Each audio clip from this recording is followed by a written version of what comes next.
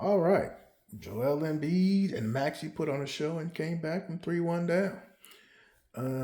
Now it helped that Jason Tatum didn't play, but that's the risk you take coming back early and then not fully healthy. But it was a good game, good series. The Knicks and Philly should be a good series because I don't think Joel will be as healthy because he had a couple of bumps and bruises in this series, and the Knicks have been downplaying, and I don't think they're as good as they were last year. But Cat versus Joel should be, you know, and Brunson versus Maxey should be a good series. Orlando blew a freaking 24-point lead. I'm watching the game at the bar looking crazy. I'm like, y'all gonna let this freaking lead? And the coach, when you miss 23 field goals in a row, you don't know you're in the midst of that. You're just going through the motions. And I felt like the coach should have called multiple timeouts and just been more active on trying to call a good play to get a backdoor cut, a screen, something, pick and pop, something to get your guys going again. Because they only scored, I think, 6 points in that stretch, or 4 points, but it was all like free throws. It reminded me of the Houston Rockets from a few years ago, missing 27 threes against the Golden State Rockies. Golden State Rockies. Golden State Warriors.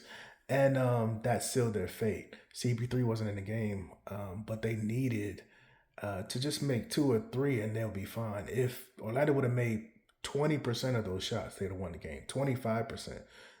They would have been able to hold on to their lead until they were able to get into the fourth quarter. But I don't know. And then now one of the guys are hurt. I don't know where they can find another plan like that. That's a demoralizing loss when you make history in a loss. It's one thing if you lose by a shot here and there, shot there, a back haul, whatever. But when you make history and you find out you're making history after the game, you missed 23 shots in a row and you went like 30, 40 minutes without making a bucket. It's like, yo, we done made history and we tried our best and we haven't gotten there. But I think the best game was today. I don't know the Toronto Cavs game will be great. I'm hoping it will be, but most of these games have been good, as long as they're close. But you see the injuries are piling up. That's something I'm concerned about. The big dogs are falling left and right. But hopefully we can ride this to the end without any more major injuries, and specifically injuries that make you miss games. That's the key. But the games are good. I don't think Orlando's going to make it. I would love for them to because the Pistons are tripping.